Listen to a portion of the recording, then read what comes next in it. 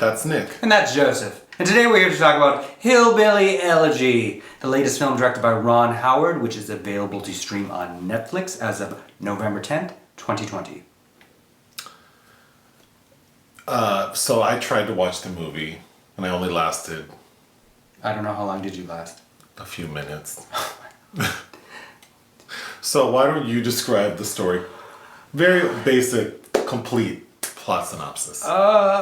Okay, so this is based on a 2016 memoir by a man named J.D. Vance, and it's basically his memories rooted in the Appalachian community he's from, growing up in Ohio in the late 90s, and how his mother's addiction to heroin kind of helped shape the man he is. It's basically his family's experiences, flashbacks to 1997, but set in 2011 when he is a Yale School law student trying to find a position at a law firm and then having to go back to Ohio to deal with his mother. The memoir was met with some controversy for generalization, and I believe there was an anthology of responses published to it.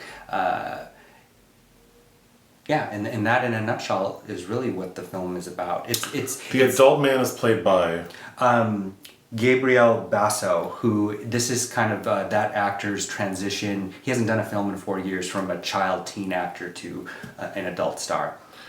His mom was played by Amy Adams, and then his grandmother. His grandmother's played by Glenn Close. Who is that person on your shirt from Fatal Attraction? Yes. Have I seen that movie?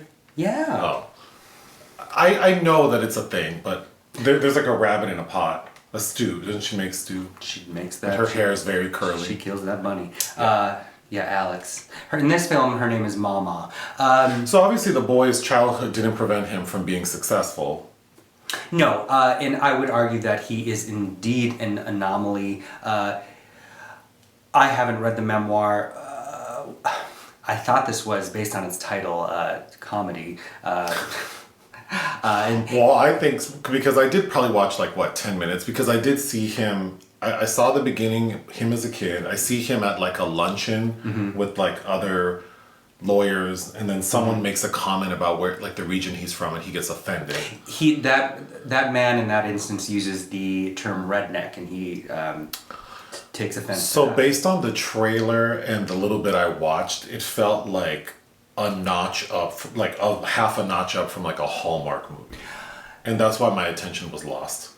Yes, this feels very much like an awards baity kind of film. Ron Howard is not a filmmaker that I really enjoy, and this film feels very much like a late period melodrama from Clint Eastwood, like Richard Jewell from last year. It reeks of someone making a film about a community that they have no experience with or understanding of. And if you're coming off, again, I haven't read the memoir, but if you're coming off a memoir that's already charged with generalization, and then you have this filmmaker who's far removed and in his own bubble, I think that explains kind of the energy there.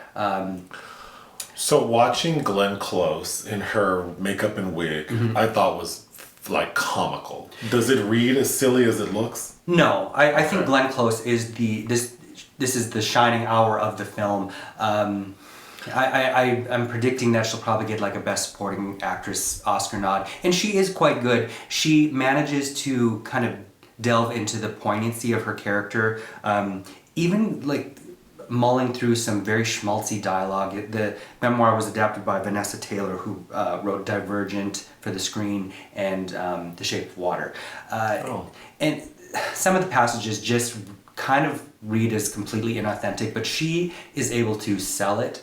My takeaway from this is none of us can be successful without a support system, and she's this young boy's support system, and she's the reason that he is able to become the man he is.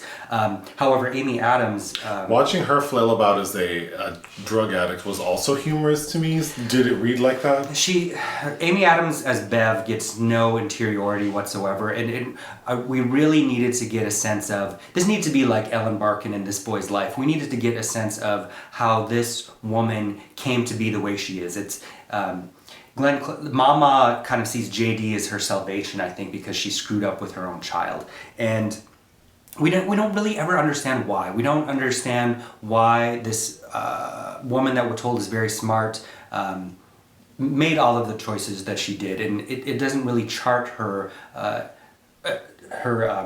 opioid addiction or anything like that. And to me, that would be the point of this film, is showing this community, this part of middle America that has dealt with this severe crisis, poverty and the opioid crisis. And I just feel like it drops the ball on both counts. But Amy Adams just has no interiority. They do make her look frumpy, but all of the scenes where there's acting out and something that's supposed to show how these scars of trauma and dysfunction happened, read is completely false. Like there's a scene where she steals baseball cards for her son and then goes on a rampage down the road, and it doesn't read as sincere. What else you got there?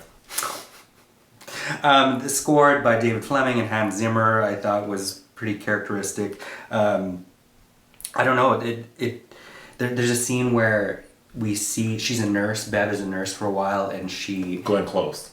No, Bev, the mother, Amy Adams, is a nurse, and she is pilfering patients' medication, and she gets something real good one day, and a coworker has roller skates, and she gets fired because she's rolling around on roller skates, and on the soundtrack is Bananarama.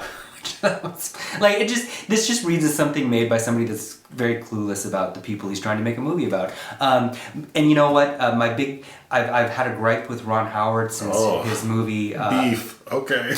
A Beautiful Mind, with Russell Crowe as John Nash, the scientist mathematician, because they completely excise that man's sexual orientation. And to me, this reads very much as like we're scrubbing everything that's kind of really unseemly. There were a lot of instances that reminded me, because I'm from the Midwest, that reminded me of my own childhood and the own kind of toxic friends that I had at this age.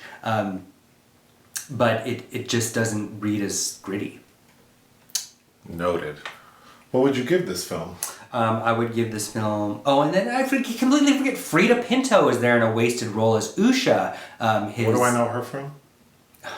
Well, she's in the first Planet of the Apes reboot. What else would you know her from?